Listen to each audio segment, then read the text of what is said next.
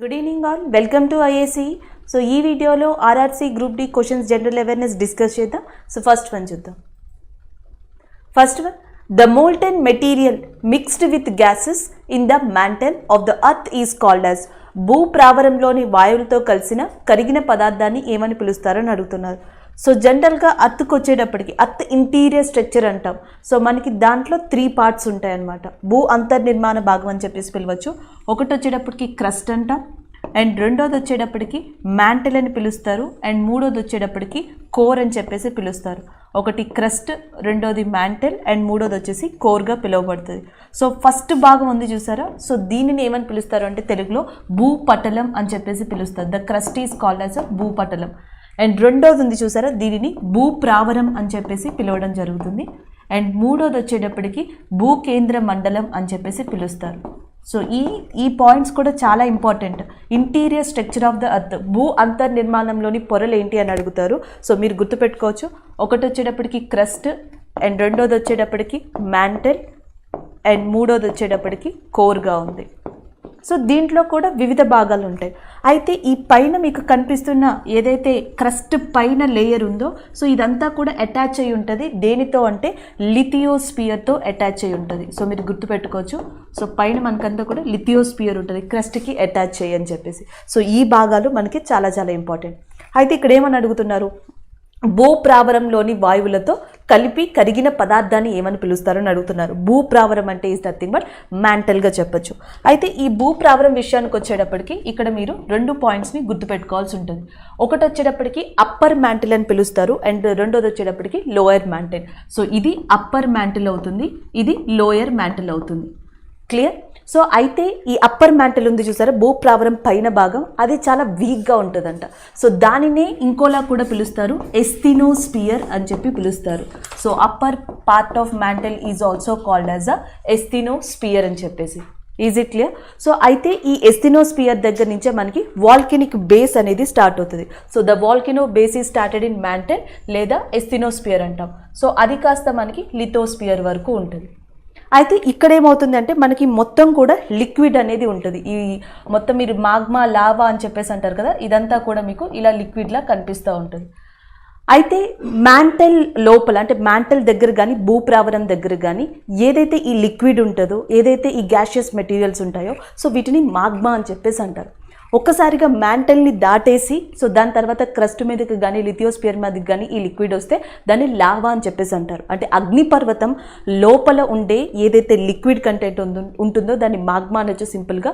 So బయటకు వచ్చిన దాన్ని లావా అనొచ్చు. ఇలా ఎందుకు అంటారంటే దీంట్లో ఉన్న డిఫరెంట్ ఫీచర్స్ వల్ల, టెంపరేచర్, ప్రెషర్, క్యారెక్టరిస్టిక్లో ఉన్న డిఫరెన్సెస్ వల్ల ఇలా పిలుస్తారు. ఇప్పుడు ఇక్కడ ఏమని అడిగారు, భూప్రావరంలో అంటే ఇక్కడ, అండ్ వాయువులతో కలిపిన కరిగిన పదార్థాన్ని అంటే ఈ లిక్విడ్ని ఏమని పిలుస్తారని అడిగారు. సింపుల్గా దాన్ని ఏమని పిలవచ్చు, మాగ్మా అని పిలవచ్చు. Option A is a correct answer. ఒకవేళ అది బయటకు వచ్చింది అనుకోండి, దాన్ని ఏమని పిలవచ్చు అంటే లావా అని చెప్పేసి పిలుస్తారు. అలాగే నేను చెప్పాను ఇది క్రస్ట్, మ్యాంటల్, కోర్ అని, భూకేంద్ర మండలం. సో కోర్ అంటే అర్థం ఏంటంటే ఇక్కడ భూకేంద్ర మండలంగా చెప్పచ్చు. ఇంకొక ఇంపార్టెంట్గా ఏం గుర్తుపెట్టుకుంటారంటే ఈ క్రస్ట్ ఉంది చూసారా, ఈ క్రస్ట్ దగ్గర మనకి సిలికాన్, అల్యూమినియం చాలా ఎక్కువగా దొరుకుతాయంట. అందుకని ఈ క్రస్ట్ని ఏమని చెప్పి పిలుస్తారంటే సియాల్ అని చెప్పేసి పిలుస్తారు, సిలికాన్ అండ్ అల్యూమినియం. సో ఇక్కడ మనకి మెగ్నీషియం ఎక్కువగా దొరుకుతుందంట, అందుకని దీన్ని సీమా అని చెప్పేసి పిలుస్తారు, సిలికాన్ అండ్ మెగ్నీషియం. ఈ కింద ఉన్న దాన్ని మనకి నైఫ్ అని చెప్పేసి పిలుస్తారు. So that is nothing but nickel and ఫెరస్గా పిలవచ్చు. Crust is called as a sial, mantle is called as a sima, core is called as a nife. భూపట్లాన్ని ఇలా పిలుస్తారు, భూప్రావరాన్ని ఇలా పిలుస్తారు, భూకేంద్ర మండలాన్ని ఇలా పిలుస్తారు. ఇవి గుర్తుపెట్టుకోవచ్చు. లేయర్స్ గుర్తుపెట్టుకోవచ్చు. వోల్కనిక్లో ఉన్న మీరు లావా, మాగ్మాని గుర్తుపెట్టుకోవచ్చు. అప్పర్ మ్యాంటల్ లేదా పైన భూప్రావరాన్ని ఎస్థినోస్పియర్ అని చెప్పేసి పిలుస్తారు. సో దీన్ని కూడా గుర్తుపెట్టుకోవచ్చు. నెక్స్ట్ వన్ చూద్దాం. సో నెక్స్ట్ చూసేటప్పటికి when did the battle of Plassey takes place. So మనకి బ్యాటిల్ ఆఫ్ ప్లాసీ అనే యుద్ధం ఎప్పుడు జరిగింది అని అడుగుతున్నారు. సో ఇక్కడ 1857 అని ఉంది చూసారా. జనరల్గా దీన్ని ఎలిమినేట్ చేసి మనకు ఆల్రెడీ తెలుసు. సో మిగిలిన ఆప్షన్స్లో కనుక చూసుకుంటే బ్యాటిల్ ఆఫ్ ప్లాసీ అనేది 23 జూన్ 1757 జరిగింది. ఎవరెవరికి మధ్య జరిగింది అని అడిగితే సిరాజుద్దౌలా. సో సిరాజుద్దౌలాకి and as well as Robert Clive అనే పర్సన్, అంటే బ్రిటిషర్స్ తరపున రాబర్ట్ క్లైవ్ పార్టిసిపేట్ చేశారు అండ్ అపోజిట్గా సిరాజుద్దౌలా ఉన్నారు. వీళ్ళిద్దరికి మధ్య బ్యాటిల్ ఆఫ్ ప్లాసీ అనేది 1757లో జరిగింది. దీంట్లో బ్రిటిషర్సే గెలిచారు. సో దీని తర్వాత నెక్స్ట్ వచ్చేటప్పటికి 1764 1764 అని చెప్తాం. ఇప్పుడు జరిగిన యుద్ధాన్ని బ్యాటిల్ ఆఫ్ బక్సార్ యుద్ధంగా చెప్పొచ్చు. సో ఇది ఒక కూటమి, మొఘల్స్ కావచ్చు, మిగతా పీపుల్ కావచ్చు, ఒక కూటమి ఉంది. ఆ కూటమితో బ్రిటిషర్స్ మనకి అటాక్ చేయడం జరిగింది. వీళ్ళిద్దరికి మధ్య జరిగింది బ్యాటిల్ ఆఫ్ బక్సార్ యుద్ధం 1764. ఈ యుద్ధంలో బ్రిటిషర్స్ గెలవడం వల్ల సో మనకి బెంగాల్ ఒకటి, బీహార్ ఒకటి, ఒడిస్సా ఒకటి, బెంగాల్, బీహార్, ఒడిస్సాకి సంబంధించిన దీవానీ అనే రైట్స్, ఇంకొకటి నిజామత్ అనే రైట్స్ కూడా బ్రిటిషర్స్కి వెళ్ళిపోయాయి. దీవానీ అంటే అడ్మినిస్ట్రేషన్ అనగా చెప్పచ్చు, రెవెన్యూ పరంగా చెప్పచ్చు. సో దానికి సంబంధించినవి. నిజామత్ అంటే లాకి సంబంధించినవి. బెంగాల్, బీహార్, ఒడిస్సా దీవానీ, నిజామత్ రైట్స్ అనేవి మనకి బ్రిటిషర్స్కి వెళ్ళిపోవడం జరిగింది 1765 ఆ టైంలో. ఎందుకంటే 1764లో బక్సార్ యుద్ధం జరిగింది. దానికన్నా ముందర 1757లో మనకి సిరాజుద్దౌలాకి రాబర్ట్ క్లైవ్కి మధ్య బ్యాటిల్ ఆఫ్ ప్లాసీ అనే యుద్ధం జరిగిందని గుర్తుపెట్టుకోవచ్చు. మనకి మేలో 1857, ఇట్స్ నాట్ జూన్ మంత్ అండి, మే మంత్లో మనకి ఈ 1857 సిపాయి తిరుగుబాటు లేకపోతే మనకి రివల్యూషన్ అనేది స్టార్ట్ అయిందని చెప్పొచ్చు. 8th జూలై 1859 ఇది ఎప్పుడు ముగిసింది అంటే 8th జూలై 1859కి కంప్లీట్గా ముగిసింది.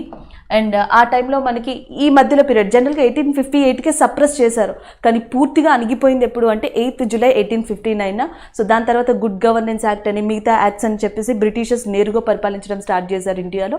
బట్ ఈ మధ్యలో మనకి వివిధ ప్రాంతాల్లో భారతదేశంలో సైనిక తిరుగుబాట్లు జరిగాయి, వాటివి అణిచివేయబడ్డాయి బ్రిటిషర్స్తో కూడా. సో ఇవి మీరు గుర్తుపెట్టుకోవచ్చు. నెక్స్ట్ వన్ చూద్దాం.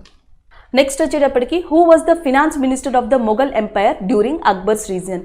సో అక్బర్స్ రీజియన్లో ఎవరు మనకి ఏమంటారు ఫినాన్స్ మినిస్టర్గా ఉన్నారు అని అడుగుతున్నారు. సో మనకి నవరత్నాస్ అని చెప్పేసి పిలుస్తారు. సో అక్బర్ కోర్టులో నవరత్నాలు ఉండేవాళ్ళు అని చెప్పేసి. సో ఇక్కడ ఇచ్చిన నలుగురు కూడా నవరత్నాలే అక్బర్ యొక్క కోర్టులో. అయితే వీళ్ళలో ఫినాన్స్ మినిస్టర్ ఎవరని అడిగారు. సో బీర్బల్ చూసుకుంటే మనకి విదేశీ వ్యవహారాలు లేదా ఫారెన్ అఫైర్స్ మినిస్టర్ కింద మనకి బీర్బల్ ఉన్నారు. బీర్బల్ని ఏమని కూడా పిలవచ్చు, ఒరిజినల్ నేమ్ ఏంది మహేష్ దాస్ అంటారంట. సో మహేష్ దాస్గా పిలువబడే పర్సన్ మనకి అక్బర్ దగ్గరకు వచ్చిన తర్వాత అక్బర్ ఈయనకి ద రాజా బీర్బల్ అని చెప్పేసి టైటిల్ ఇచ్చారు. అప్పటి నుంచి కూడా ఆ బిరుదుతోనే ఈయన కంటిన్యూ అవుతున్నారు. నవరత్నాల్లో అక్బర్ యొక్క నవరత్నాల్లో ఈయన ఫారెన్ అఫైర్స్ మినిస్టర్గా ఉన్నారు. సో నెక్స్ట్ వచ్చేటప్పటికి తాన్సేన్. సో ఈయన మనకి ముఖ్యంగా మ్యూజిక్కి సంబంధించిన వ్యక్తి అని చెప్పొచ్చు. అలాగే మినిస్ట్రీ ఆఫ్ కల్చర్ అంటామంట. సో దానికి ఆ విభాగానికి అధిపతిగా తాన్సేన్ని నియమించడం జరిగింది. సో నెక్స్ట్ వచ్చేటప్పటికి రాజా మాన్సింగ్. సో ఈయన వచ్చేటప్పటికి ఆర్మీ, ఈయన కింద ఉండేది కంప్లీట్గా ఆర్మీ అని చెప్పొచ్చు.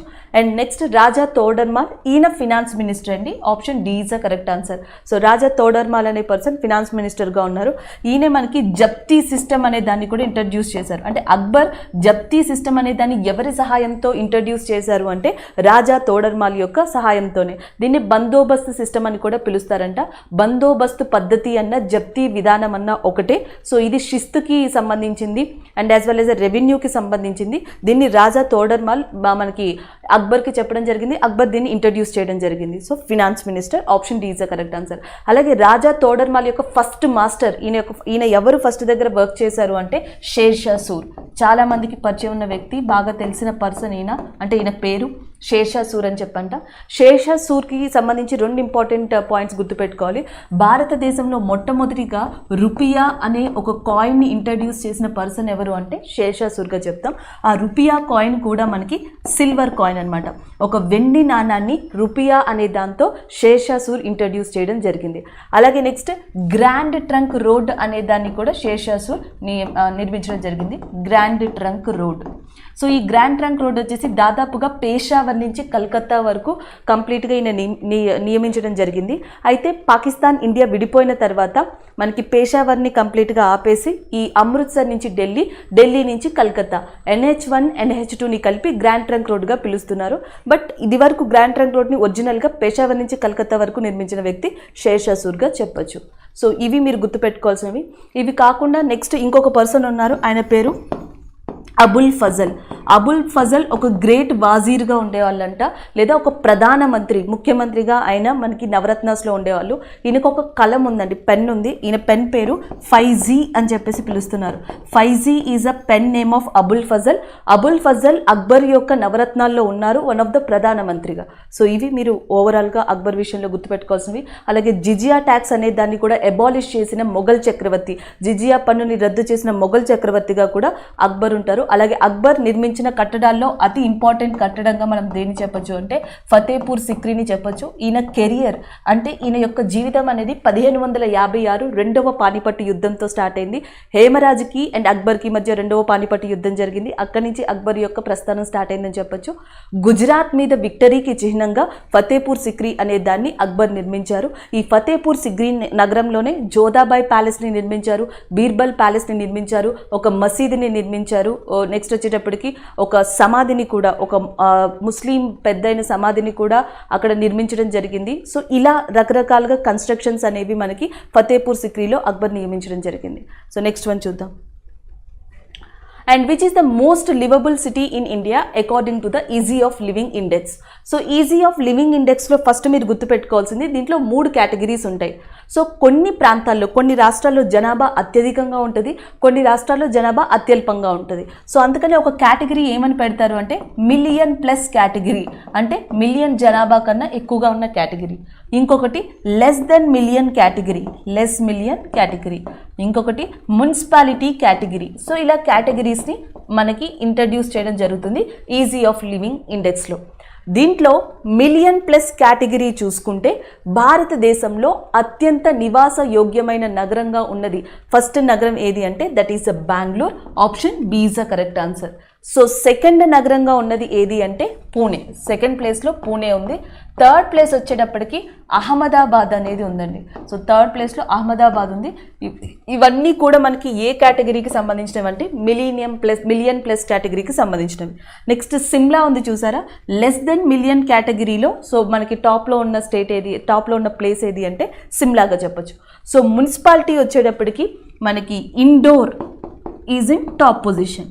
మున్సిపాలిటీలో Indore, less than million category వచ్చేటప్పటికి Shimla, and next greater than million or million plus వచ్చేటప్పటికి Bengaluru is the first, Pune is second, and third is అహ్మదాబాద్గా ఉంది ఈజీ ఆఫ్ లివింగ్ ఇండెక్స్లో. ఈజీ ఆఫ్ లివింగ్ ఇండెక్స్ ప్రకారం భారతదేశంలో అత్యంత నివాస యోగ్యమైన నగరంగా ఏది ఉంది అంటే అది బెంగళూరే.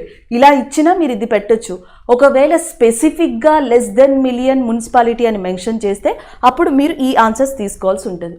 నెక్స్ట్ వన్ చూద్దాం. సో నెక్స్ట్ క్వశ్చన్, భారత పురుషుల హాకీ జట్టు కెప్టెన్గా ఎవరు నియమితులయ్యారు? Who has been appointed as the captain of the India's men's hockey team అని ఉంది. సో ఆన్సర్ వచ్చేటప్పటికి Manpreet Singh is a correct answer. Option B is a correct one. So Manpreet Singh ప్రస్తుతం మనకి ఇండియాస్ మెన్స్ హాకీ టీమ్కి కెప్టెన్గా ఉన్నారు. సో ఆప్షన్ బి అనేది correct అవుతుంది. అలాగే ఈసారి మేరీ కామ్తో కలిసి ఒలింపిక్ ఫ్లాగ్ని కూడా రిప్రజెంట్ చేశారు అని మనం డిస్కస్ చేసాం. అది కూడా ఓపెనింగ్ సెరమనీలో, ఒలింపిక్ ఓపెనింగ్ సెరమనీలో. అండ్ క్లోజింగ్ సెరమనీ వచ్చేటప్పటికి బజరంగ్ పునియా, సో మనకి బ్రాంజ్ మెడల్ని తీసుకొచ్చారు ఈ సంవత్సరం ఇండియాకి. హర్యానాకి చెందిన బజరంగ్ పునియా క్లోజింగ్ సెరమనీలో ఇండియా ఫ్లాగ్ని రిప్రజెంట్ చేశారు. ఓపెనింగ్ సెరమనీలో మన్ప్రీత్ సింగ్ అండ్ మేరీ కామ్ మన ఇండియన్ ఫ్లాగ్ని ఒలింపిక్స్లో రిప్రజెంట్ చేయడం జరిగింది. పారా ఒలింపిక్స్ విషయానికి వచ్చేటప్పటికి టెక్చెన్ ఆ ఫ్లాగ్ని రిప్రజెంట్ చేశారు. సో మొట్టమొదటిగా మరియప్ప తంగవేలుని అనుకున్నారు, కానీ టెక్చెన్ని రీప్లేస్ చేయడం జరిగింది. అయితే మరియప్ప తంగవేలు ఈ సంవత్సరం సో పారా ఒలింపిక్స్ కేటగిరీలో ఇండియాకి సిల్వర్ మెడల్ని తీసుకొచ్చారు. సో అది మీరు గుర్తుపెట్టుకోవచ్చు. అండ్ లాస్ట్ టైం ఆయన గోల్డ్ మెడల్ని తీసుకొచ్చారు, ఈసారి సిల్వర్ మెడల్ని తీసుకురావడం జరిగింది. సో ఒలింపిక్స్ టోటల్ ఓవరాల్ కేటగిరీకి వస్తే మనకి టాప్ కంట్రీగా నిలిచింది ఏదంటే యూఎస్ఏ. సో యూఎస్ఏ అత్యధికమైన మెడల్స్ని సాధించుకుంది. అండ్ సెకండ్ ప్లేస్లో నిలిచింది వచ్చేటప్పటికి చైనా, అండ్ థర్డ్ ప్లేస్కి వచ్చేటప్పటికి జపాన్. సో ఓవరాల్ ఒలింపిక్స్ కేటగిరీలో టాప్ ప్లేస్లో యూఎస్ఏ ఉంది, సెకండ్ ప్లేస్లో చైనా ఉంది, థర్డ్ ప్లేస్లో జపాన్ ఉంది. సో ఓవరాల్ మెడల్స్ టాలీ వచ్చేటప్పటికి ఇండియా మనకి ఒలింపిక్స్ కేటగిరీలో 7 మెడల్స్ని గెలుచుకుంది. ఈ 7 మెడల్స్తో ఇండియా యొక్క స్థానం 48th ప్లేస్గా ఉంది, 48వ స్థానంలో నిలిచింది. అదే పారా ఒలింపిక్స్ విషయానికి వస్తే సో పారా ఒలింపిక్స్లో టాప్ కంట్రీగా ఉన్నది చైనా అండ్ సెకండ్ కంట్రీగా ఉన్నది యూఎస్ఏ. సో ఇండియా విషయానికి వచ్చేటప్పటికి 24th ప్లేస్లో నిలిచింది ఓవరాల్గా 19 మెడల్స్ని సాధించుకుంది. సో 19 మెడల్స్ అనేవి వచ్చాయి. 24th ప్లేస్లో ఉంది ఇండియా పారా ఒలింపిక్స్ కేటగిరీకి సంబంధించి, ఇది ఒలింపిక్స్ కేటగిరీకి సంబంధించి. సో ఈ 7 మెడల్స్ మీకు ఆల్రెడీ తెలుసు. హర్యానాకి చెందిన మనకి రవికుమార్ దహియా బజరంగ్ పునియా రెజ్లింగ్ విభాగంలో ఇండియాకి సిల్వర్ అండ్ బ్రాంజ్ మెడల్ తీసుకొచ్చారు. అంటే బజరంగ్ పునియా ఏమో కాంస్య పథకాన్ని తీసుకొచ్చారు, రవికుమార్ దహియా వచ్చేటప్పటికి మనకి సిల్వర్ మెడల్ని తీసుకొచ్చారు. సో అదే హర్యానా రాష్ట్రానికి సంబంధించిన నీరజ్ చోప్రా గోల్డ్ మెడల్ని తీసుకొచ్చారు జావ్లిన్ త్రోలో. అంటే హర్యానా నుంచి ఒక గోల్డ్, ఒక సిల్వర్, ఒక బ్రాంజ్ 3 మెడల్స్ అక్కడి నుంచి వచ్చాయి. సో నెక్స్ట్ వచ్చేటప్పటికి పివి సింధు. సో తెలుగు రాష్ట్రాల నుంచి పివి సింధు గారు బ్యాడ్మింటన్ దాంట్లో బ్రాంజ్ మెడల్ని ఇండియాకి తీసుకురావడం జరిగింది. సో అక్కడితో 4 మెడల్స్ అయ్యాయి. నార్త్ ఈస్ట్ ఇండియా విషయానికి వచ్చేటప్పటికి మణిపూర్కి చెందిన మీరాబాయి చాన్హు.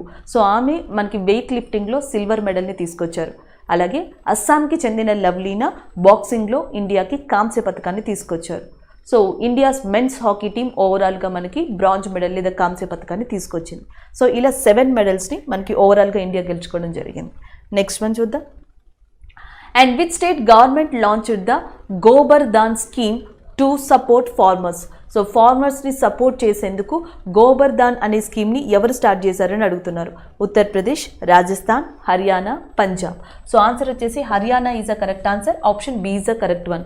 సో జనరల్గా మనకి అగ్రికల్చర్ వేస్టేజ్ ఉంటుంది కదా, ఆ అగ్రికల్చర్ వేస్టేజ్తో ఒక రీసోర్స్ లాంటిది తయారు చేసేందుకు గోబర్ దాన్ అనే దాన్ని హర్యానా ప్రభుత్వం స్టార్ట్ చేసింది. అలాగే హర్యానా చీఫ్ మినిస్టర్గా ప్రస్తుతం మనకి మనోహర్ లాల్ కటార్ గారు ఉన్నారు. Manohar Lal Khattar is a present chief minister of Haryana and governor is Bandaru Dattatreya గారు. ఇదే హర్యానా గురుగ్రామ్లో మనకి international solar alliance headquarters ఉంది. International solar alliance headquarters హర్యానాలోని గురుగ్రామ్లో ఉంది.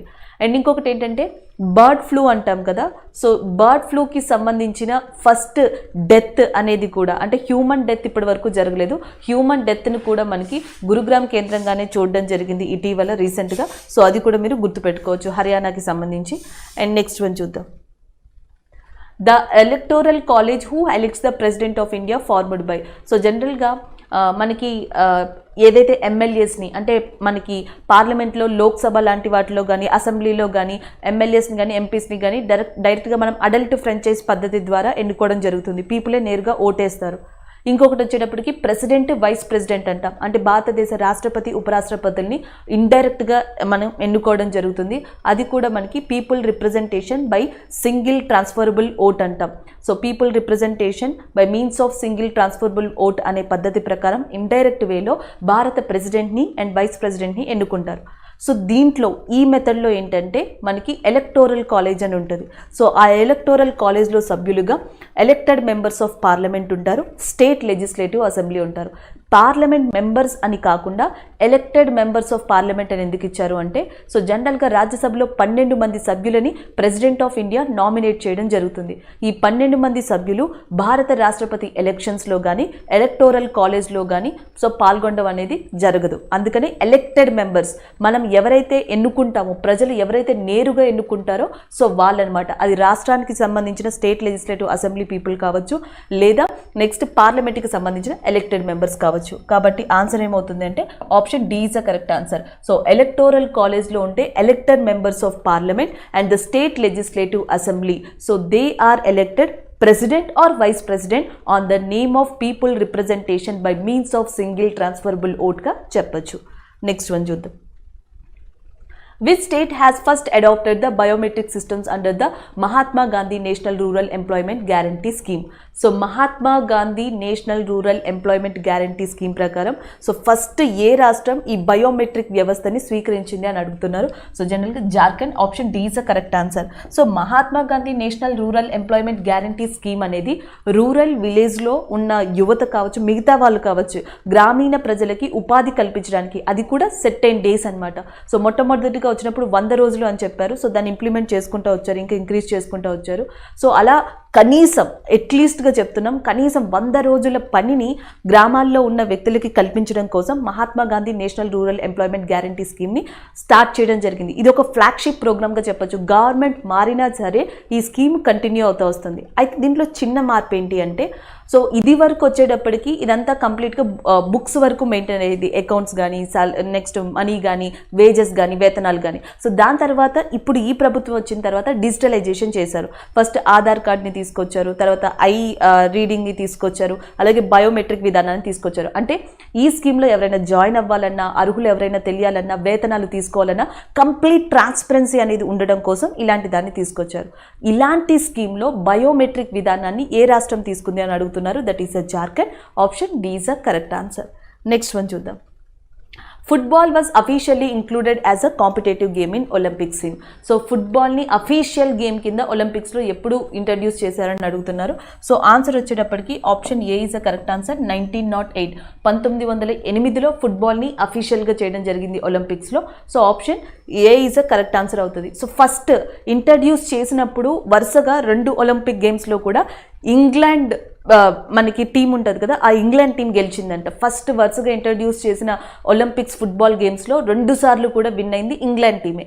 అయితే రీసెంట్గా మాత్రం 2020 టోక్యో ఒలింపిక్స్లో ఏ ఫుట్బాల్ టీం విన్ అయ్యింది అని అడిగితే మాత్రం ఆన్సర్ వచ్చేటప్పటికి బ్రెజిల్.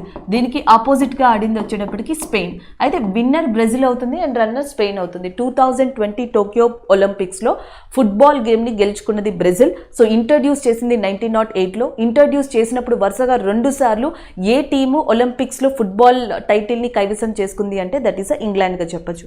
నెక్స్ట్ వన్ చూద్దాం. Recently, historic Harappan city Dholavira in the Run of Kutch has been inscribed as a India's UNESCO's World Heritage Site. So ఇక్కడ ఏమని అడుగుతున్నారు అంటే జనరల్గా మనకి యునెస్కో యొక్క ప్రపంచ వారసత్వపు ప్రదేశాలు అంటాం. సో యునెస్కో ప్రపంచ వారసత్వపు ప్రదేశాలు భారతదేశంలో టోటల్గా 40 ఉన్నాయి. ఇది వరకు 38 ఉన్నాయి. అయితే 39గా రామప్ప టెంపుల్ అనే దాన్ని రికగ్నైజ్ చేసింది. సో రామప్ప టెంపుల్ వచ్చేటప్పటికి మనకి తెలంగాణ వరంగల్ కేంద్రంగా ఉంది, కాకతీయులు నిర్మించారు. 40th దానిగా Dholavira which is located in Gujarat area, దీన్ని రికగ్నైజ్ చేయడం జరిగింది. ధోలవీర యొక్క స్పెషాలిటీ ఏంటంటే ఇండస్ వ్యాలీ సివిలైజేషన్, సింధు నాగరికతకి సంబంధించిన ఒక ఇంపార్టెంట్ స్థలంగా ధోలవీర అని చెప్తారు. ఎందుకంటే ఇది అతిపెద్ద రిజర్వాయర్ సిస్టమ్ కలదంట. అలాగే ఇక్కడ అతిపెద్ద స్టేడియంని కూడా రికగ్నైజ్ చేశారంట. సింధు నాగరికత ప్రాంతం మొత్తంలోనే స్టేడియంని లేదా క్రీడా ప్రాంగణాన్ని రికగ్నైజ్ చేసిన స్థలం ఏది అంటే ధోలవీరాగా చెప్పొచ్చు. అలాగే ఇక్కడే మనకి అతిపెద్ద రిజర్వాయర్ సిస్టమ్ని కూడా రికగ్నైజ్ చేశారు. ఇది ఏ స్టేట్లో ఉందంటే గుజరాత్లో. ఫస్ట్లో అంటే చాలా సంవత్సరాల క్రితమే యునెస్కో ఒక అతిపెద్ద ఐవీసీ సైట్ని ప్రపంచ వారసత్వపు ప్రదేశంగా రికగ్నైజ్ చేసింది. సో దాని పేరు వచ్చేటప్పటికి మొహెంజోదారో. మొహెంజోదారోని ఎన్నో సంవత్సరాల క్రితమే 1980s ఆ టైంలోనే యునెస్కో ప్రపంచ వారసత్వ ప్రదేశంగా రికగ్నైజ్ చేసింది. కాకపోతే మొహెంజోదారో అనేది ఇండియాలో లేదు. Mohenjo-daro is located in Pakistan. అంటే పాకిస్తాన్లో రికగ్నైజ్ చేయబడిన ఐవీసీ సైట్ యునెస్కోతో ఏది అని అడిగితే మొహెంజోదారో. ఇండియాలో ఏ ఐవీసీ సైట్ యునెస్కోతో రికగ్నైజ్ చేయబడింది అని అడిగితే ధోలవీరా ఇన్ గుజరాత్. అదే కాకుండా గుజరాత్లో మనకి చాంపనీర్ అని చెప్పేసి ఇంకొకటి ఉందంట. సో దాన్ని రికగ్నైజ్ చేశారు. రాణికా పావ్ అని చెప్పేసి ఇంకొకటి ఉంది. సో దాన్ని కూడా రికగ్నైజ్ చేయడం జరిగింది. స్టెప్ వెల్ అని చెప్పేసి పిలుస్తారంట. ఈ నుయ్యని రాణికా పావ్ని కూడా రికగ్నైజ్ చేయడం జరిగింది. సో ఇవి మీరు ఓవరాల్గా గుర్తుపెట్టుకోవచ్చు. నెక్స్ట్ వన్ చూద్దాం. అలాగే యునెస్కో యొక్క హెడ్ క్వార్టర్స్ అనేది ఎక్కడ ఉందంటే ప్యారిస్. సో ప్యారిస్ కేంద్రంగా ఫ్రాన్స్లో మనకి యునెస్కో యొక్క హెడ్ క్వార్టర్స్ అనేది లొకేట్ అయి ఉంది. ఇదే ప్యారిస్లో ఫినాన్షియల్ యాక్షన్ టాస్క్ ఫోర్స్ అంటాం. ఫినాన్షియల్ యాక్షన్ టాస్క్ ఫోర్స్ యొక్క హెడ్ క్వార్టర్స్ కూడా ప్యారిస్ కేంద్రంగానే ఉంది. ఈ సంవత్సరం ఫినాన్షియల్ యాక్షన్ టాస్క్ ఫోర్స్లో ఉన్న కంట్రీస్ ఏవి అంటే ఒకటి పాకిస్తాన్ ఉంది, రెండోది వచ్చేటప్పటికి ఫిలిప్పైన్స్ ఉంది. సో జనరల్గా మనకి ఫినాన్షియల్ యాక్షన్ టాస్క్ ఫోర్స్లో గ్రే లిస్ట్, బ్లాక్ లిస్ట్ అని ఉంటాయి. సో ఈ గ్రే లిస్ట్లో ఈ సంవత్సరం ఉన్న కంట్రీలు ఏవి అంటే పాకిస్తాన్ అండ్ ఫిలిప్పైన్స్గా గుర్తుపెట్టుకోండి. అలాగే ఇంకొక విషయం వచ్చేటప్పటికి పాకిస్తాన్కి సంబంధించి కషిఫ్ అనే పర్సన్ని మీరు గుర్తుపెట్టుకోవాల్సి ఉంటుంది. కషిఫ్. సో ఈ కషిఫ్ అనే పర్సన్ 19 సంవత్సరాలంటే ఈయనకి. అండ్ అతి చిన్న వయసులోనే K2 శిఖరాన్ని రీసెంట్గా అధిరోహించిన వ్యక్తి. అంటే అతి చిన్న వయసులోనే 19 సంవత్సరాల వయసులోనే K2 అనే శిఖరాన్ని అధిరోహించిన వ్యక్తిగా కషిఫ్ నిలిచారు. ఈయన పాకిస్తాన్కి సంబంధించిన వ్యక్తి. అయితే ఇండిపెండెన్స్ వచ్చిన తర్వాత, భారతదేశానికి స్వాతంత్రం వచ్చిన తర్వాత అటు ఇండియాలో కానీ ఇటు పాకిస్తాన్లో కానీ ఒక మహిళా ప్రధాన న్యాయమూర్తిగా ఇప్పటి వరకు ఎవరూ నియమించబడలేదు. There is no chief justice of India as a women. There is no chief justice of Pakistan in women in Pakistan also. అయితే ప్రస్తుతం పాకిస్తాన్ ఒక పర్సన్ నేమ్ని అనౌన్స్ చేసింది. ఆమె పేరు ఆయేషా ఏ మాలిక్ అని చెప్పేసి. సో ఆయేషా ఏ మాలిక్ అనే పర్సన్ త్వరలో పాకిస్తాన్లో మొట్టమొదటి ఆ కంట్రీ యొక్క ప్రధాన మహిళా న్యాయమూర్తి కాబోతుంది. ఇండిపెండెన్స్ వచ్చిన తర్వాత ఇదే ఫస్ట్ టైం అని చెప్తున్నారు. సో ఆయిషా ఏ మాలిక్ స్వతహాగా రీసెంట్గా న్యూస్లో ఉన్నారు. సో ఆమె ఏ కంట్రీకి సంబంధించిన వ్యక్తి అని అడగచ్చు, దట్ ఈస్ అ పాకిస్తాన్. పాకిస్తాన్ యొక్క క్యాపిటల్ ఏది అని అడగచ్చు, ఇస్లామాబాద్. సో అది కూడా మీరు గుర్తుపెట్టుకోండి. అండ్ ఫిలిప్పీన్స్ అని ఉంది చూసారా, సో ఫిలిప్పీన్స్ యొక్క రాజధాని గుర్తుపెట్టుకోవాలి, మనీలా. సో మనీలా అనేది ఫిలిప్పీన్స్ యొక్క రాజధానిగా ఉంది. ఇక్కడే మనకి ఈ మనీలాలోనే ఏషియన్ డెవలప్మెంట్ బ్యాంక్ యొక్క హెడ్ క్వార్టర్స్ కూడా లొకేట్ అయ్యి ఉంది. సో ఇవి ఓవరాల్గా ఈ రిలేటెడ్గా మీరు గుర్తుపెట్టుకోవాల్సినవి.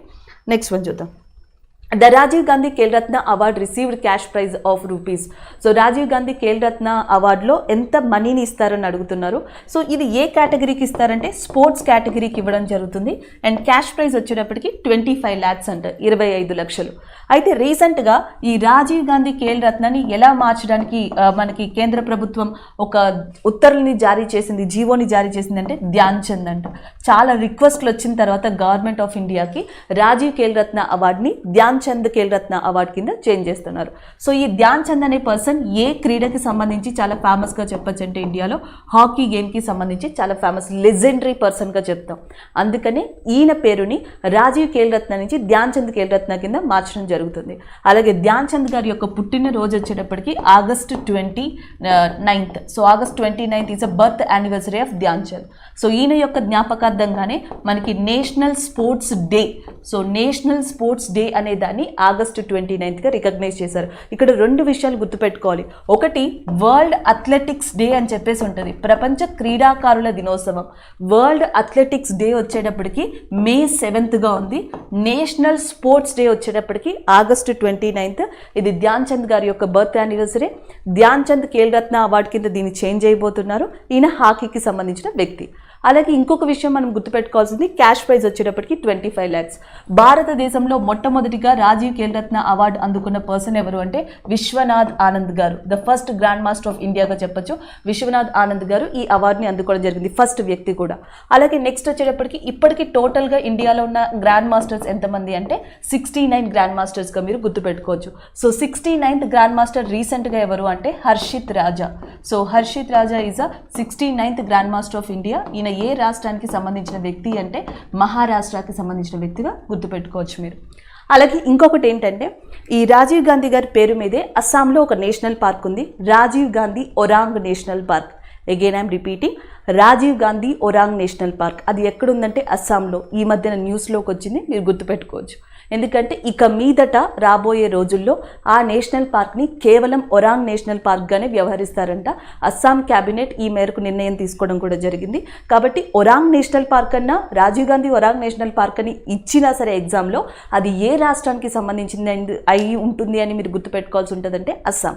అలాగే అస్సాంలో ఇంపార్టెంట్గా ఒక బయోస్పియర్ అనుకోండి, సో దాని పేరు మానస్ అని చెప్పి ఉంది. సో దీన్ని కూడా మీరు గుర్తుపెట్టుకోవచ్చు. మానస్ అనే బయోస్పియర్ అస్సాంలోనే ఉంది. నెక్స్ట్ ఇంకొకటి ఏంటి, మనకి ఇప్పుడు చెప్పిన ఒరాంగ్ నేషనల్ పార్క్ లేదా రాజీవ్ గాంధీ ఒరాంగ్ నేషనల్ పార్క్ కూడా అస్సాంలోనే ఉంది. కాజీరంగ్ నేషనల్ పార్క్ కూడా అస్సాంలోనే ఉంది. ఈ 3 అస్సాంకి సంబంధించి important GK previous questions current అఫైర్స్గా మీరు గుర్తుపెట్టుకోవాలి. ఎందుకంటే ఈ మానస్ ఏరియా వచ్చేటప్పటికి బయోస్పియర్ వచ్చేటప్పటికి దీంట్లో కొన్ని ప్రాంతాలని, ఈ బయోస్పియర్లో కొన్ని ప్రాంతాన్ని టైగర్ ప్రొటెక్టెడ్ ఏరియాస్ కింద మనకి పరిరక్షించడం జరిగింది. అది కూడా ఒక టీమ్ ఆఫ్ 12 మెంబర్స్తో. అందుకని ఈ మానస్ ఏరియా 12 మెంబర్స్ టీమ్కి ఇటీవల మనకి ఇంటర్నేషనల్ టైగర్ రేంజర్ అవార్డు అనేది రావడం జరిగింది. సో జనరల్గా ఇంటర్నేషనల్ టైగర్స్ డే అనేది వచ్చేటప్పటికి July 29గా ఉంది. July 29 ప్రపంచ పులుల పరిరక్షణ దినోత్సవం. ఆ డేని అనుసరించుకొని ఇండివిజువల్గా గ్రూప్స్గా మనకి కొన్ని అవార్డ్స్ ఇచ్చారు, రేంజర్ అవార్డ్స్. ఇండియాలో 2 వ్యక్తులకి ఇండివిజువల్గా అవార్డ్స్ వచ్చాయి, ఒక టీమ్కి ఒక అవార్డు రావడం జరిగింది. ఇంటర్నేషనల్ టైగర్స్ డే సందర్భంగా ఇంటర్నేషనల్ రేంజర్ అవార్డు టీమ్ దేనికి వచ్చిందంటే మానస్ 12 మెంబర్స్ టీమ్. ఇది అస్సాంలో ఉంది. సో ఇలా మీరు గుర్తుపెట్టుకోవచ్చు. నెక్స్ట్ వన్ చూద్దాం. నెక్స్ట్ వచ్చేటప్పటికి a table, a chair, a bowl, a fruit and a violin. What else does a man need to be happy and was said by. So ఇది ఒక కొటేషన్ అండి. జనరల్గా ఒక టేబుల్, కుర్చీ, పండ్ల గిన్నె మరియు వయోలిన్, మనిషి సంతోషంగా ఉండడానికి ఇంకేం కావాలి అని ఎవరు చెప్పారని అడుగుతున్నారు. సో స్వతహాగా ఇక్కడ మనకి న్యూటన్ ఉన్నారు. న్యూటన్ కంప్లీట్గా సైన్స్ లేదా దాని ఓరియంటెడ్కి సంబంధించిన వ్యక్తి. సో న్యూటన్ మనకి Newton's first law, second law, third law, Newton's law of cooling, లేకపోతే లా ఆఫ్ గ్రావిటేషన్ లాంటివి ఇచ్చారు. మీకు ఆల్రెడీ లా ఆఫ్ గ్రావిటేషన్ గుర్తుండే ఉంటుంది. G=m1m2/r² అనే వాటితో మనకి లా ఆఫ్ గ్రావిటేషన్ని నిర్వహించవచ్చు. So 6.657 × 10⁻⁻11 newton metre square per kg square అని చెప్తాం. సో ఇది జీ వాల్యూ ఇలాంటిది చెప్పారు. అలాగే లా ఆఫ్ కూలింగ్ అనే దాని గురించి చెప్పారు. Newton's first law and Newton's second law F=ma గురించి కానీ లేకపోతే థర్డ్ లా గురించి కానీ చెప్పిన వ్యక్తిగా ఇన్ని చెప్పొచ్చు. నెక్స్ట్ వచ్చేటప్పటికి ఎలెన్ ట్యూరింగ్ అని ఉంది చూసారా. ఎలెన్ ట్యూరింగ్ గణిత శాస్త్రజ్ఞుడు లేదా మ్యాథమెటిషియన్గా చెప్పొచ్చు ఎలెన్ ట్యూరింగ్ని. నెక్స్ట్ వచ్చేటప్పటికి Albert Einstein. So Graham Bell already మీకు తెలుసు, టెలిఫోన్ని ఇంట్రడ్యూస్ చేసిన వ్యక్తి, అసలు టెలిఫోన్ని కనిపెట్టిన వ్యక్తి ఆయన అలెగ్జాండర్ గ్రహం బెల్. ఇకపోతే Albert Einstein. So Albert Einstein ఒక టేబుల్, ఒక కుర్చీ, పండ్ల గిన్నె మరియు వయోలిన్, ఇంకెంతకన్నా ఏం కావాలి మనిషికి అని చెప్పిన వ్యక్తి. So option A is the correct answer. Next one చూద్దాం. India is the which country in the most populated country in the world. Which place, India అనేది ఏ ప్లేస్లో ఉంది ప్రపంచ అత్యధిక జనాభాలో అని అడుగుతున్నారు. ప్రపంచ అత్యధిక జనాభాలో మొదటి స్థానంలో ఉన్న కంట్రీ ఏది అంటే ఆబ్వియస్లీ అది చైనాగా చెప్పొచ్చు. సో రెండవ స్థానంలో ఉన్న కంట్రీ వచ్చేటప్పటికి మనకి ఇండియాగా ఉంది. Option D is the correct answer. మూడవ స్థానంలో వచ్చేటప్పటికి USA is there. So America లేదా యూఎస్ఏ అనేది థర్డ్ ప్లేస్లో ఉంది. అండ్ ఫోర్త్ ప్లేస్కి వచ్చేటప్పటికి ఇండోనేషియా ఉంది. So Indonesia is in fourth place. Fourth ప్లేస్లో ఇండోనేషియా, ఫస్ట్ ప్లేస్లో చైనా, థర్డ్ ప్లేస్లో యూఎస్ఏ అండ్ సెకండ్ ప్లేస్లో ఇండియా ఉన్నాయి. ప్రపంచంలో అత్యధిక జనాభా కలిగిన దేశాలుగా చెప్పొచ్చు. సో నెక్స్ట్ వన్ చూద్దాం. అలాగే ఇక్కడ ఇంకొక ఇంపార్టెంట్ ఏంటంటే ఇండోనేషియాలో మనకు ఒక సిటీ ఉంది, దాని పేరు జకర్తా అని చెప్పేసి పిలుస్తాం. Jakarta is a city in Indonesia. రీసెంట్గా మనకి విఎస్ క్రాఫ్ట్స్ అనే ఒక ఇన్స్టిట్యూషన్ కావచ్చు లేదా ఒక ప్లాట్ఫామ్ కావచ్చు ఒక ఇండెక్స్ని రిలీజ్ చేసింది ప్రపంచంలో ఉన్న సిటీస్కి సంబంధించి. దాంట్లో most dangerous city in the వరల్డ్గా రికగ్నైజ్ చేయబడింది ఏది అంటే జకర్తా. సో మనకి విఎస్ క్రాఫ్ట్స్ అనే సంస్థ ఇచ్చిన దాని ప్రకారం ప్రపంచంలో 2021లో మోస్ట్ డేంజరస్ సిటీగా ఉన్నది జకర్తా ఫ్రమ్ ఇండోనేషియా. రెండో place world most dangerous city రెండోది ఏది అంటే that is a Delhi from India. So ప్రపంచ మోస్ట్ డేంజరస్ సిటీస్లో భారతదేశానికి సంబంధించిన ఢిల్లీ అనేది సెకండ్ ప్లేస్లో ఉంది. నెక్స్ట్ వన్ చూద్దాం. Next one, India is helping to build Rooppur nuclear power plant in which country. So Rooppur nuclear power plant అనేది ఒక దేశంలో నిర్మించబడుతుంది, దానికి ఇండియా సహకరిస్తుంది. అది ఏ కంట్రీకి సంబంధించింది అని అడుగుతున్నారు. సో డైరెక్ట్గా ఆన్సర్ చూద్దాం, దట్ ఈస్ బంగ్లాదేశ్. సో బంగ్లాదేశ్లో రూపూర్ అనే న్యూక్లియర్ పవర్ ప్లాంట్కి కానీ దానితో పాటు ఇంకొకటి ఉందండి, రాంపాల్ మైత్రి ప్రాజెక్ట్ అని చెప్పేసి ఉంది. ఈ రాంపాల్ మైత్రి ప్రాజెక్ట్కి కూడా బంగ్లాదేశ్లో నిర్మాణం జరుగుతుంది, దీనికి కూడా ఇండియా సహకరిస్తుంది. అలాగే బంగ్లాదేశ్ యొక్క క్యాపిటల్ ఢాకా మీకు ఆల్రెడీ తెలుసు, కరెన్సీ బంగ్లాదేశియన్ ఢాకా. అండ్ ప్రైమ్ మినిస్టర్గా ప్రస్తుతం మనకున్నది ఎవరు అంటే షేక్ హసీనా. సో ప్రస్తుతం షేక్ హసీనా ఇక్కడ ప్రైమ్ మినిస్టర్గా ఉన్నారు, అది కూడా మీరు గుర్తుపెట్టుకోవచ్చు. ఇండియాకి బంగ్లాదేశ్కి మధ్య మనకి ఇంపార్టెంట్గా జరుగుతున్న యుద్ధ విన్యాసాల్లో వన్ ఆఫ్ ద ఇంపార్టెంట్ యుద్ధ విన్యాసంగా బోంగో సాగర్ అనే దాన్ని చెప్పచ్చు. అలాగే బంగ్లాదేశ్ కోసం, బంగ్లాదేశ్ లిబరేషన్ కోసం ఇండియా పాకిస్తాన్ ఎప్పుడు యుద్ధం చేసుకున్నాయంటే 1971 1971లోనే బంగ్లాదేశ్ లిబరేషన్ అనేది జరిగింది. సో దానికోసం ఇండో పాకిస్తాన్ వార్ అనేది కూడా జరిగింది. సో బంగ్లాదేశ్కి స్వతంత్రం వచ్చింది 1971లో. అలాగే బంగ్లాదేశ్ యొక్క పితామహుడిగా ఎవరిని పిలుస్తారు అంటే షేక్ ముజీబర్ రెహమాన్ అని చెప్పేసి ఉన్నారు. So Sheikh Mujibur Rahman is called as a father of బంగ్లాదేశ్గా కూడా చెప్పచ్చు. ఇంకా ఆఫ్ఘనిస్తాన్ విషయానికి వచ్చేటప్పటికి ఆఫ్ఘనిస్తాన్ యొక్క క్యాపిటల్ కాబూల్. సో దీన్ని మీరు గుర్తుపెట్టుకోండి, ఇది చాలా చాలా ఇంపార్టెంట్. దీని తర్వాత మీరు Ashraf Ghani, the former president of that ఆఫ్ఘనిస్తాన్గా అష్రఫ్ గనీని గుర్తుపెట్టుకోవచ్చు. సో నెక్స్ట్ ప్రస్తుతం తాలిబాన్ గవర్నమెంట్ ఉంది అక్కడ. తాలిబాన్ ఇటీవల ఆఫ్ఘనిస్తాన్లో నూతన ప్రైమ్ మినిస్టర్గా మనకి ములా మొహమ్మద్ అనే పర్సన్ని అపాయింట్ చేయడం జరిగింది. సో అది కూడా మీరు గుర్తుపెట్టుకోవచ్చు, అప్డేట్ అది. అలాగే ఆఫ్ఘనిస్తాన్లో రీసెంట్గా చనిపోయిన ఇండియన్ జర్నలిస్ట్ ఎవరు అంటే Danish Siddiqui. So Danish Siddiqui అనే పర్సన్ ఇండియాకి సంబంధించిన జర్నలిస్ట్. ఈయన ఆఫ్ఘనిస్తాన్లో తాలిబాన్ న్యూస్ని కవర్ చేస్తున్నారు. తాలిబాన్ అల్లర్లు, అక్కడ జరిగిన కొన్ని అల్లర్ల వల్ల షార్ట్ డెడ్ అయ్యారు ఆయన. సో ఆయన పేరు డానిష్ సిద్దికీ, ఇండియాకి సంబంధించిన జర్నలిస్టే, కాకపోతే ఆఫ్ఘనిస్తాన్లో చనిపోయారు. ఇటీవల ఆఫ్ఘనిస్తాన్లో ఈ అల్లర్లన్నీ జరగడానికి వన్ ఆఫ్ ద రీజన్ యుఎస్తో పాటు నాటో ఫోర్సెస్ అనేది అక్కడి నుంచి తప్పుకోవడం. సో నాటో అంటే అర్థం నార్త్ అట్లాంటిక్ ట్రీటీ ఆర్గనైజేషన్గా చెప్పొచ్చు. నాటో యొక్క హెడ్ క్వార్టర్స్ అనేది ఎక్కడుందంటే బ్రిసిల్స్లో ఉంది. Brussels is headquarters of నాటోగా చెప్పొచ్చు. అలాగే ఆఫ్ఘనిస్తాన్లో ఇంపార్టెంట్ రివర్గా కూడా మీరు దేన్ని గుర్తుపెట్టుకోవచ్చు అంటే కాబూల్ అనే దాన్ని గుర్తుపెట్టుకోవచ్చు. So next Nepal. So Nepal యొక్క రాజధాని వచ్చేటప్పటికి కాఠ్మాండూగా ఉంది. సో మీకు ఇది ఆల్రెడీ తెలుసు. అలాగే నేపాల్కి ఇటీవల ఒక నూతన ప్రైమ్ మినిస్టర్ అపాయింట్ అయ్యారు. సో అది కూడా మీరు గుర్తుపెట్టుకోండి, Sher Bahadur Deuba. So Sher Bahadur Deuba is a new prime minister of Nepal area. అలాగే నేపాల్లో ప్రపంచంలోనే అత్యంత ఎత్తైన శిఖరం ఉంది, ఎవరెస్ట్. అయితే ప్రపంచం అంతా దీనిని ఎవరెస్ట్ అని పిలిస్తే నేపాల్లో మాత్రం దీనిని ఏమని పిలుస్తారు అంటే సాగర్ మాత అని చెప్పి పిలుస్తారు. సాగర్ మాత అన్న ఎవరెస్ట్ అన్న ఒకటే, అది నేపాల్లో ఉంది. ప్రపంచంలో అత్యంత ఎత్తైన శిఖరంగా దాన్ని చెప్పొచ్చు. అలాగే నేపాల్కి చెందిన one of the person is in news. ఆయన పేరు కామిరీటా. రీసెంట్గా న్యూస్లో ఉన్నారు ఈయన. కామిరీటా అనే ఒక షెర్ప్ గైడ్, కానీ కామిరీటా అనే పర్సన్ ఇటీవల వార్తల్లో ఉన్నారు. ఆయన ఏ కంట్రీకి సంబంధించిన వ్యక్తి అంటే నేపాల్ అని గుర్తుపెట్టుకోండి. ఎందుకంటే ఈయన రికార్డ్ని ఈయనే బ్రేక్ చేసుకున్నారు. ఈ సంవత్సరం 25వసారి ఎవరెస్ట్ శిఖరాన్ని సక్సెస్ఫుల్గా అధిరోహించారు కామిరీటా గారు. He is from the Nepal area. ఇక శ్రీలంక విషయానికి వస్తే శ్రీలంక రీసెంట్గా తన కంట్రీలో ఆహార ఎమర్జెన్సీ, ఫుడ్ క్రైసిస్కి సంబంధించి ఫుడ్ ఎమర్జెన్సీ అనే దాన్ని డిక్లేర్ చేసింది. రాజపక్సే ప్రస్తుతం శ్రీలంక యొక్క అధ్యక్షుడిగా ఉన్నారు. శ్రీలంకకి 2 క్యాపిటల్స్ ఉన్నాయి, ఒకటి కొలంబో అని చెప్పొచ్చు అండ్ ఇంకొకటి వచ్చేటప్పటికి జయవర్ధనపుర కోటే. అలాగే హిందూ మహాసముద్రంలో కన్నీటి చుక్క అని కానీ, పెరల్ ఆఫ్ ఇండియన్ ఓషన్ అని కానీ దేన్ని పిలుస్తారు అంటే శ్రీలంకని పిలవడం జరుగుతుంది. Next one, which of the following is the official currency of the European union. So European union యొక్క అఫీషియల్ కరెన్సీ ఏంటి అని అడుగుతున్నారు. ఫస్ట్లో ఎన్ అని ఉంది కదా. సో ఎన్ అనేది దేనికి సంబంధించింది అంటే జపాన్కి సంబంధించింది. డాలర్ అనేది మీకు ఆల్రెడీ తెలుసు, యూఎస్ఏకి సంబంధించింది. పౌండ్ అనేది చాలా కంట్రీస్ వాడుతున్నాయి. ది బెస్ట్ ఎగ్జాంపుల్గా యూకేని చెప్పొచ్చు. సో యూరోపియన్ యూనియన్కి సంబంధించిన దానిగా యూరోని చెప్పొచ్చు. సో ఇది నెక్స్ట్ వచ్చేటప్పటికి మనకి బంగ్లాదేశ్, నేను ఆల్రెడీ చెప్పాను టాంకా అనేది యూజ్ చేస్తుంది అని చెప్పేసి. అలాగే ఇజ్రాయెల్ వచ్చేటప్పటికి, ఇజ్రాయెల్ లాంటి కంట్రీస్ వచ్చేటప్పటికి కరెన్సీగా షేకెల్ అనే కరెన్సీని యూజ్ చేస్తున్నాయి. అలాగే నెక్స్ట్ సౌత్ కొరియా లాంటి కంట్రీస్ వచ్చేటప్పటికి కరెన్సీగా ఓన్ అనే దాన్ని యూజ్ చేయడం జరుగుతుంది. సో ఇలా మీరు గుర్తుపెట్టుకోవచ్చు. అలాగే ఏ కంట్రీ ఇటీవల క్రిప్టో కరెన్సీ అయిన బిట్ కాయిన్ అనే దాన్ని లీగలైజ్ చేసుకుంది తన కంట్రీలో అని అడిగితే దాని పేరు ఎల్ సెల్విడార్ కింద మీరు గుర్తుపెట్టుకోవచ్చు. ఎల్ సెల్విడార్ అనే కంట్రీ బిట్ కాయిన్ని తమ కంట్రీలో లీగలైజ్ చేసింది. దీని యొక్క క్యాపిటల్ వచ్చేటప్పటికి శాన్ సెల్విడార్ కింద ఉంది. అలాగే నెక్స్ట్ క్రిప్టో కరెన్సీలోనే మనకి లిబ్రా అని చెప్పేసి ఇంకొక కరెన్సీ ఉంది. లిబ్రా కరెన్సీని ఇక మీదట మేము ఇష్యూ చేస్తాము అని చెప్పేసి ఫేస్బుక్ అనౌన్స్ చేసింది. ఇది అనౌన్స్ చేసిన కొద్ది రోజులకే లిబ్రా కాదు, దాని ప్లేస్లో ధీమ్ అనే ఇంకొక క్రిప్టో కరెన్సీని మేము అనౌన్స్ చేశాము అని చెప్పేసి రీసెంట్గా ఫేస్బుక్ చెప్పడం జరిగింది. అంటే ఫేస్బుక్కి సంబంధించి క్రిప్టో కరెన్సీ అంటే మీరు లిబ్రా అండ్ ధీమ్ అనే దాన్ని గుర్తుపెట్టుకోవచ్చు. Next one, India is celebrated its constitution day అని అడుగుతున్నారు. ఆప్షన్లో జాన్ 26 ఉంది, ఆల్రెడీ మీకు తెలుసు అది రిపబ్లిక్ డే అని చెప్పేసి. నెక్స్ట్ ఆగస్ట్ 21, పర్టిక్యులర్గా ఆగస్ట్ 21కి డేస్ లేవండి, కాకపోతే ఆగస్ట్ 20th మస్కిటో డే కింద మనం తీసుకోవచ్చు. సద్భవన్ దివాస్ డే అంటాం.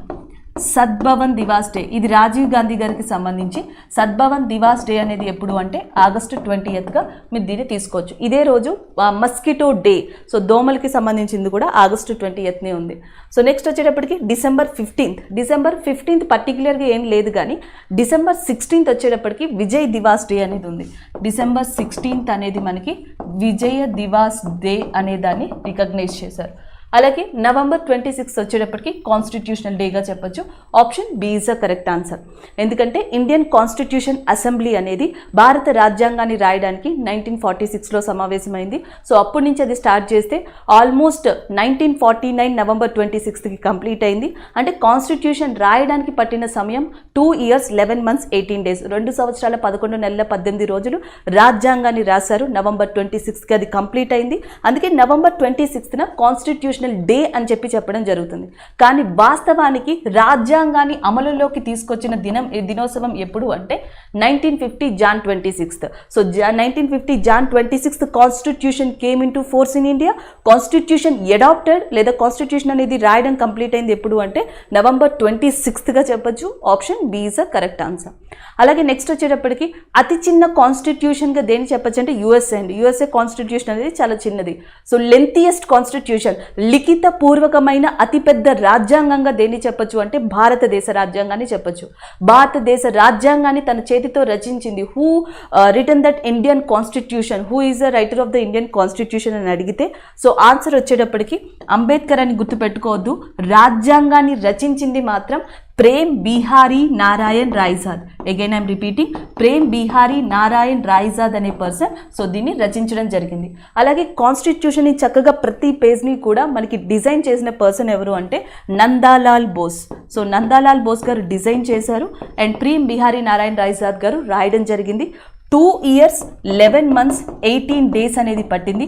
ఒరిజినల్ కాన్స్టిట్యూషన్లో మనకి 395 ఆర్టికల్స్, 22 పార్ట్స్, 8 షెడ్యూల్స్ అనేవి మెన్షన్ చేయబడ్డాయి. దాని తర్వాత ఆ 22 పార్ట్స్ని 25 పార్ట్స్ కింద, 8 షెడ్యూల్స్ని 12 షెడ్యూల్స్ కింద చేయడం జరిగింది. అలాగే కాన్స్టిట్యూషన్ రాయడానికి మేజర్ కమిటీస్ అనేవి ఏర్పడ్డాయి. టోటల్గా ఎన్ని మేజర్ కమిటీస్ ఏర్పడ్డాయి అంటే 22 మేజర్ కమిటీస్ ఏర్పడ్డాయి.